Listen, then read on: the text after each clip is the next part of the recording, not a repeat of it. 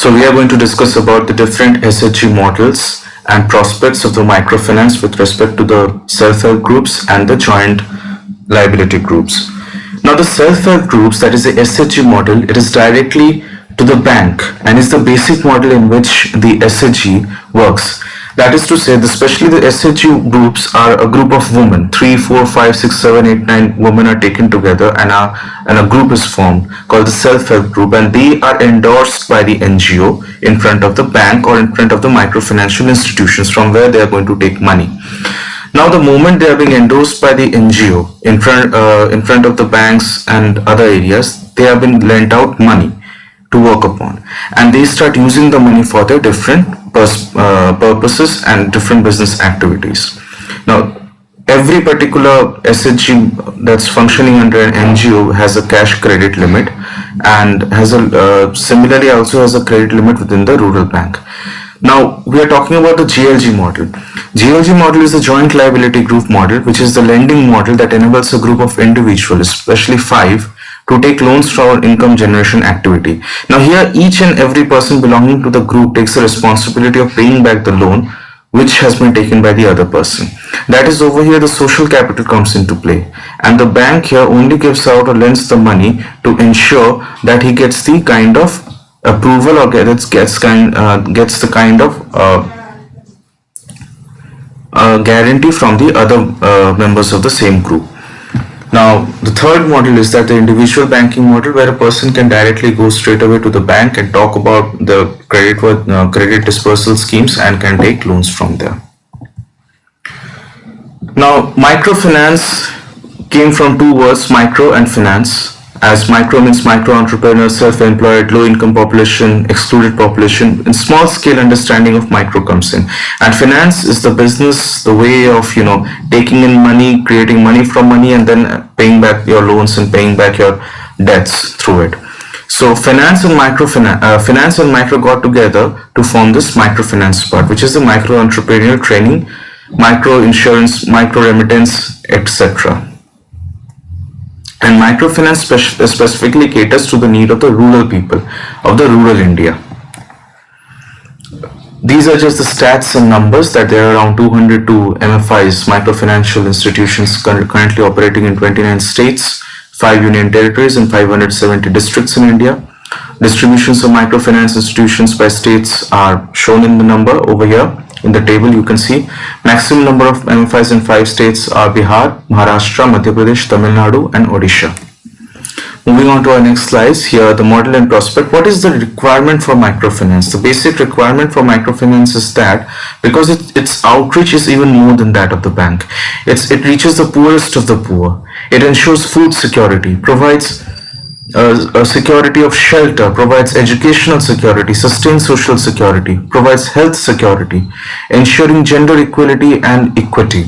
Equality and equity plays an important role in microfinance, because if you see the SHG group that have been made, these SHG group are made up of women only. So once the woman takes money into her hand and starts implementing or investing money to ensure that they are getting more high amount of gains from there through their business activity, therefore the entire family equation changes, her position in the family changes, she becomes more independent. And microfinance protects the risks and vulnerability of the poor. The poor gets protection from the risks and vulnerability. And the different livelihood approaches of the microfinance, if you see, it addresses the concerns of poverty alleviation by enabling poor to work their way out of poverty. Now it is one of the major poverty alleviation schemes you can see. It helps regenerate money from money, which ensures that the poor is able, with a small amount of loan dispersed by the bank, or small amount of loan being dispersed by different institutions, financial institutions, helps the poor make money out of money and therefore gets elevated from poverty. It provides credit to that section of the society that is unable to obtain credit. It enables women empowerment. Easy access to credit is more important for the poor than cheaper credit. And the poor are often not in a position to offer collateral to secure the credit. Now, since we found that there is a problem of forming NPA, Most of the cases what happens is that the bank does not give loan out to the poor because they don't have any collateral. So therefore, even the interest is given out in under microfinancial institutions at a higher rate to the poor, but at least it has been given out to the poor. They get access to the credit. If they have a good plan which has been administered properly, which has been thoroughly analyzed and implemented properly, they will get higher returns also. Therefore, even if higher interests are charged over there, they will be able to pay back the money because of the success of their business.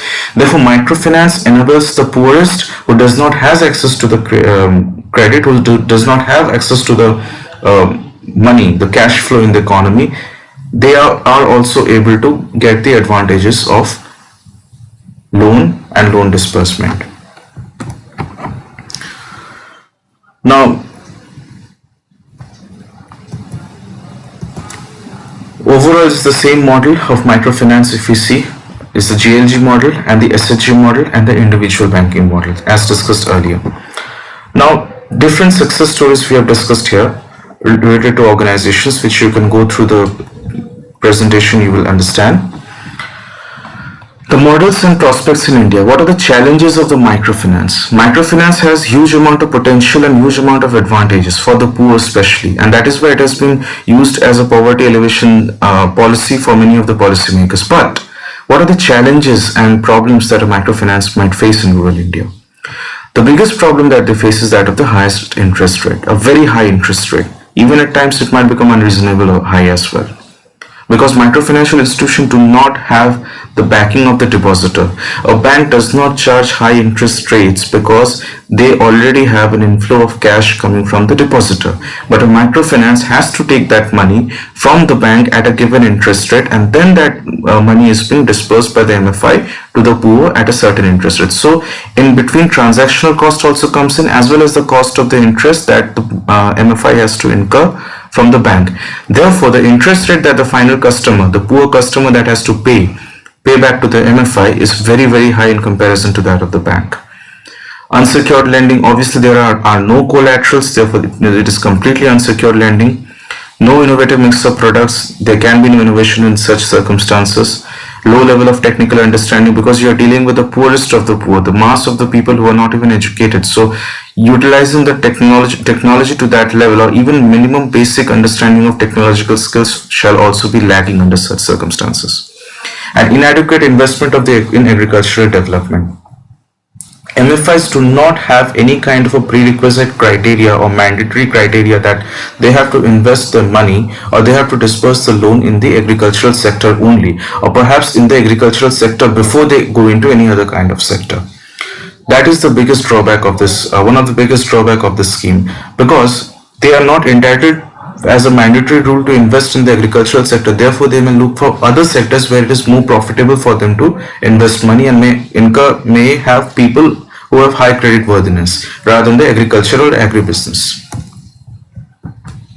The challenges, as usual, the microfinance overall, the rural banking and financial systems, along with the microfinancing institutions, acts as backbone for the development of the economy, for the development of the poor people.